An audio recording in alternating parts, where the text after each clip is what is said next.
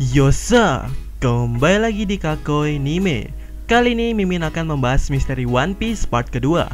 Ya, part kesatunya ada di sini. Oke, kali ini kita akan membahas misteri Pulau Jaya, di mana menurut Mimin pribadi memuat info-info tipis yang cukup menarik. Jadi, mulai intronya.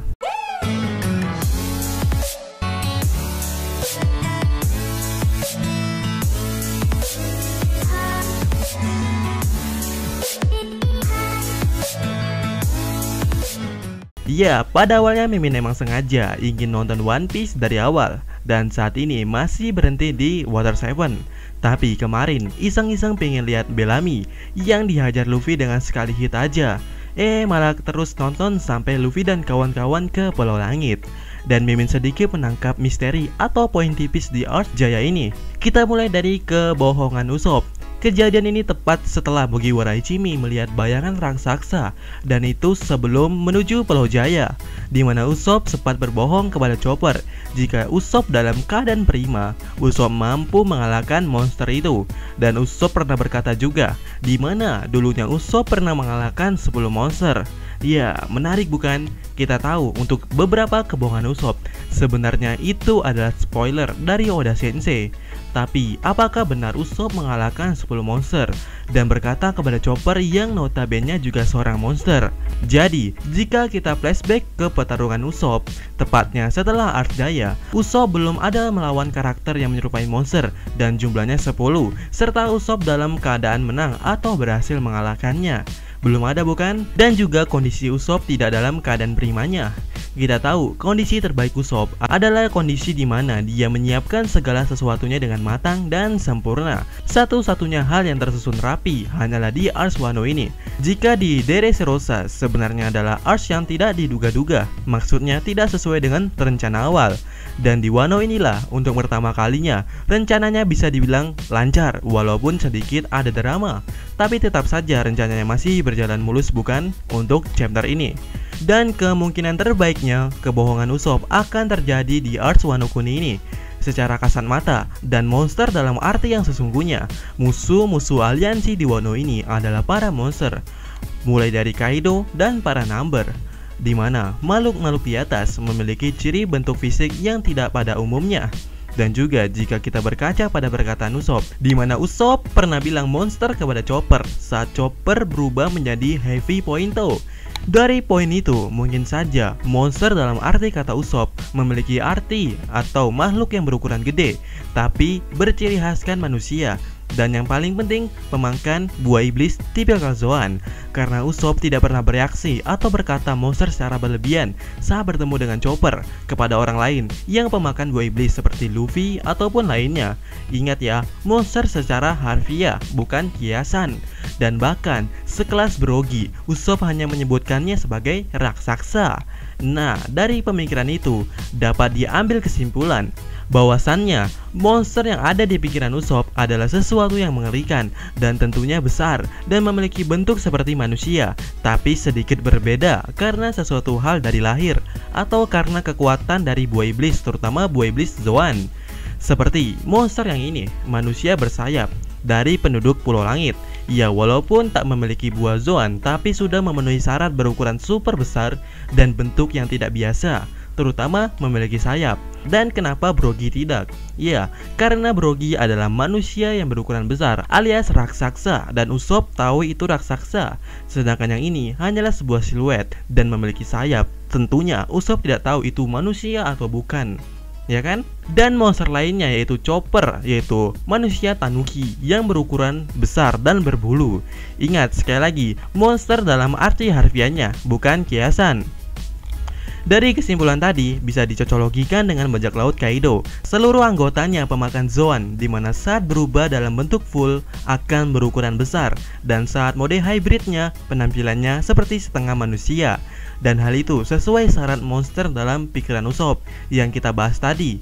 Kemudian ada satu poin lagi kebohongan Usopp akan terjadi di Arcs Wano ini, yaitu Usopp mengatakan 10 monster, dimana kita tahu di One Piece juga monster jarang terlihat, dan di saat itu juga Usopp baru melihat 2, dan ternyata yang asli cuma 1, yaitu Chopper, karena yang ini cuma sebatas siluet aja, dan nyatanya tidak benar-benar seperti itu.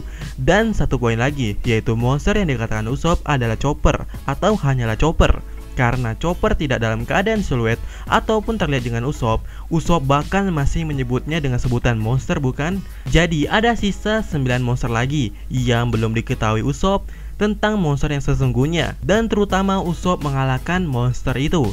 Ya, kenapa 9 lagi? Karena satunya adalah Chopper yang emang seorang monster, dan Usopp sudah mengalahkan Chopper. Dimana dengan terperdaya Chopper dengan perkataan Usopp, itu berarti Usopp sudah mengalahkan Chopper.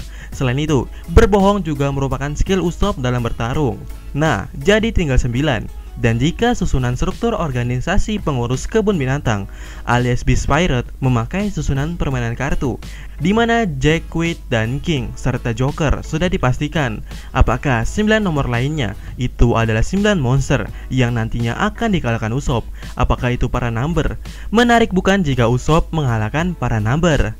Atau kebohongan Usopp yang diberikan kepada Chopper ini sebenarnya mengindikasikan perubahan Chopper, karena untuk saat ini perubahan Chopper barulah 9, dan Mimin juga sepertinya menemukan clue-clue bahwa Chopper akan mendapatkan perubahan ke-10-nya itu di cover Colors Free tentunya.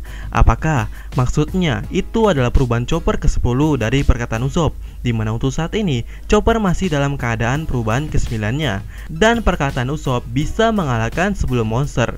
Mungkin maksudnya dimana Chopper mampu mengendalikan 10 perubahannya itu, dimana untuk saat ini baru perubahan ke-7-nya yaitu Monster Pointo, yang sebelumnya seperti monster kini dapat dikendalikannya atau dikalahkan Chopper, bukan? Nah, kemungkinan terbaiknya akan ada di Wano ini, sesuai perkataan Mimin di video sebelumnya, di mana Chopper akan dapat perubahan ke-10-nya, serta berurusan dengan Big Mom tentunya.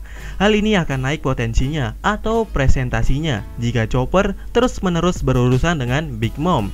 Dan kita tahu spoiler saat ini, Chopper dan Usopp dikejar-kejar Big Mom, bukan?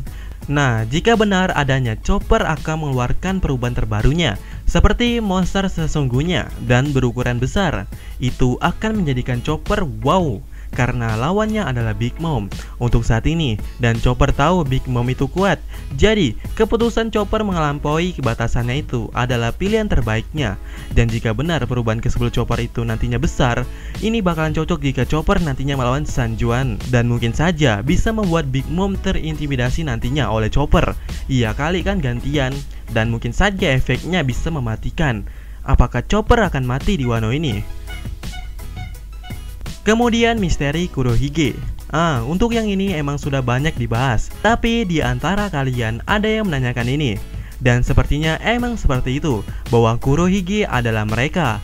Iya, maksudnya di dalam dirinya tidak hanya ada satu saja, melainkan ada 3 orang sesuai bendera bajak lautnya, di mana bendera bajak lautnya biasanya di One Piece mencerminkan dari kaptennya sendiri. Kalau di anime lain seperti Akashi Sejuro, di mana di anime Kuroko no Basket, di mana Akashi ini memiliki 2 kepribadian, mungkin lebih tepatnya 2 orang, di mana di setiap satu orangnya memiliki keunikan dan kemampuan yang berbeda. Tapi pada saat Akashi di kepribadian keduanya, dia bisa menggunakan kekuatan yang ada di kepribadian pertamanya, yang intinya bisa menggunakan 2 kekuatan yang berbeda sekaligus. Dan antara orang yang ke-1 dan yang kedua bisa mengobrol dan memutuskan siapa yang akan maju. Artinya bisa diatur. Jadi kalau kita cocoklogikan dengan Kurohige yang untuk saat ini info tentang dirinya terbatas, kemungkinannya Kurohige untuk masalah buah iblisnya yang dapat memiliki 2 kemampuan, tergantung pada mereka-mereka itu yang dimaksud Zoro dan Luffy waktu di Arcs Jaya Island. Maksudnya di setiap perubahan kepalanya mungkin saja diatur 1 kepala inti, yang artinya 2 kepala lainnya ini hanya sebatas kiri dan kanan saja. Maka dari itu bisa menggunakan 2 kekuatan buah iblis karena di setiap kiri dan kanannya berbeda. Oleh karena itu juga Marco bilang struktur tubuh Kurohige aneh. Bukan berarti tubuh Kurohige yang gendut ini yang aneh. tapi struktur. Ingat, struktur. Susunan tubuh Kurohige tidak seperti seharusnya. Maka dari itu aneh. Dimana menurut Mimin, antara struktur kiri dan kanan ini adalah susunan dari tubuh yang berbeda. Dan semua itu dikontrol pada satu kepala inti. Dan di One Piece, hal ini pernah disinggung di Water 7. Ingat orang ini? Iya, orang ini satu bukan? Tidak, orang ini adalah bertiga, di mana setiap kiri dan kanannya berbeda dan dikontrol oleh tubuh utama atau kepala utama sebagai pimpinannya. Dan pada saat menjadi satu, kepala orang ini seolah-olah ditunjukkan memiliki 3 buah kepala, sama dengan Kurohige yang untuk saat ini, dan bendera bajak lautnya memiliki 3 buah kepala. Nah, ada juga yang menanyakan Kurohige mampu memiliki 3 buah iblis. Untuk saat ini, Mimin cuman berani bilang 2 karena alasannya pada saat di Pulau Jaya, Kurohige sudah menunjukkan 3 kepribadiannya, yaitu pada saat di rumah makan yang debat dengan Luffy, di jalanan saat memberi motivasi kepada Luffy, dan yang terakhir yaitu di lautan saat mengejar Luffy. Nah, yang menariknya, saat di 2 perubahannya itu, saat debat dan di jalanan, terlihat Kurohige memakan dan itu jumlahnya 2, minum dan makan. Apakah ada artinya? Ya tentu. Makanan dan minuman adalah sesuatu hal yang combo, dimana saat makan pasti kita minum, sama seperti kekuatan buah iblis Kurohige, dimana Kurohige pernah memamerkannya waktu itu, dimana Yami Yami no Mi bisa digunakan untuk pertahanan sekaligus penyerapan area seperti minum. Kemudian Gura Gura no Mi sebagai langkah penghancuran total, seperti makan yang kita hancurkan di dalam mulut. Dan saat di perubahan ketiganya, yaitu pada saat mengejar Luffy, Kurohige tidak membawa makanan, tapi membawa 2 poster boronan, yaitu punya Luffy dan Zoro, yang artinya buah iblis Kurohige ini sangatlah kuat seperti Luffy dan Zoro. Di mana Luffy pernah debat dengan Shirohige dan Shirohige pun mengakui Luffy, dan itu adalah Gura Gura no Mi. Kemudian Zoro yang mengeluarkan aura iblis yang memiliki seperti bayangan hitam, dan itu adalah Yami Yami no Mi. Atas dasar pemikiran itu, mungkin 2 saja cukup, karena kalau 3, Kurohige terlalu kuat, bukan? Dan di One Piece belum ada karakter yang begitu overpower, bukan? Info lain di arcs ini adalah sama-sama monyet. Dikatakan Zoro begitu, dimana saat Luffy akrab dengan Shoujo dan Mashira yang merupakan monyet, dan Luffy mengatakan kepada mereka bahwa mereka bisa melakukan apa yang dilakukan Luffy karena mereka monyet. Cukup aneh bukan? Apalagi saat Luffy melewatinya dengan tersenyum saat setelah Shoujo dan Mashira melakukan apa yang dikatakan Luffy. Jadi maksudnya mungkin tentang Monkey Family atau ras Monkey. Dimana untuk saat ini kita tahu juga seseorang yang berkaitan dengan Monkey cukuplah kuat, seperti Monkey di Garp dan Monkey di Luffy. Dan untuk saat ini Monkey di Dragon yang belum diketahui atau ditunjukkan secara detail, tapi yang pasti dia kuat, karena selain orang yang paling dicari, Dragon adalah monyet. Tapi pertanyaannya, seperti apa ras yang dimiliki oleh Shoujo dan Mashira ini? Jika ada yang tahu, tolong beritahu. Ataukah emang tinggal mereka berdua saja? Dan apakah ini ras yang belum dimiliki oleh Big Mom? Mimin pun tak tahu juga. Jadi, jika masih memiliki komunitas, mungkin akan jadi bantuan aliansi Luffy yang bagus para ras monyet ini nantinya, karena pastinya Luffy cepat akrab dengan ras ini, dan itu ditunjukkan cepat akrabnya dan percaya pada Luffy saat Luffy berbicara dengan Shoujo dan Mashira. Info selanjutnya masa lalu Sanji dan Zoro. Menurut Mimin ya, pada saat Mom Brand Cricket mengutarakan bahwa dirinya hidup tidak baik atas darah leluhurnya, karena Mom Brand Nolan dikenal sebagai pembohong di seluruh dunia One Piece, terutama daerah North Blue. Namun yang jadi menarik, tiba-tiba panelnya setelah itu ditunjukkannya kepada Sanji dan Zoro, dimana untuk saat ini kata-kata Mom Brand Cricket bahwa dia hidup menderita karena memiliki darah leluhurnya. Kata-kata ini benar-benar berlaku untuk Sanji, dimana kita tahu di tubuh Sanji mengalir darah keluarga Vinsmoke, dimana di seluruh dunia One Piece, terutama North Blue, membenci Germa Double Six ditunjukkan dari Germa yang suka membantai dan perkataan Law itu sendiri, karena dari kisah sebuah komik Sora, dimana seharusnya buku cerita itu tersebar dan menjadikan sosok Germa Double Six dianggap orang jahat. Dan mungkin saja Sanji waktu itu merasakan sadisnya saat dia menyandang nama Vinsmoke di North Blue, dan setelah itu menutupinya untuk selamanya dan berpindah ke East Blue. Dan di Pulau Jaya ini juga kita tahu bahwa Sanji terlahir di North Blue dan besar di East Blue. Karena untuk saat ini juga kita belum diperlihatkan kemana Sanji pada saat dia kabur dari Germa Kingdom menuju East Blue, bukan? Terus bagaimana dengan Zoro? Jika kata-kata Modern Cricket ini berlaku untuk Zoro, Zoro adalah keturunan dari seorang yang cukup terkenal dan dugaan terbesar mimin yaitu dari klan Shimotsuki, yaitu Ryuma. Tapi apakah Zoro hidup menderita dengan menyandang nama itu? Apakah ada alasan Zoro memakai nama Roronoa? Terus Roronoa itu apa? Dilansir di internet, Roronoa artinya adalah seperti penegak keadilan gitu dalam bahasa Afrika. Apakah keluarga Roronoa ini adalah orang penting?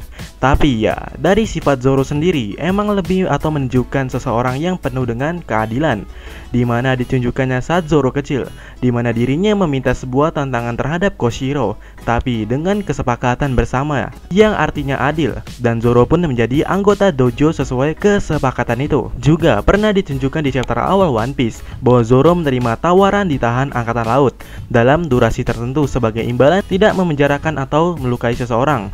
Padahal Zoro bisa saja menebas Helmeppo waktu itu. Jadi, kemungkinan terbesarnya Roronoa adalah sebuah julukan karena aksi Zoro setelah meninggalkan desa Shimotsuki yang cukup heroik, dimana kita tahu juga Zoro sebagai pemburu bajak laut. Mungkin saja situasinya hampir sama saat Zoro bertemu dengan Yasoku dan Johnny, dimana Zoro secara tidak langsung menyelamatkan kota dari penyerangan para bajak laut.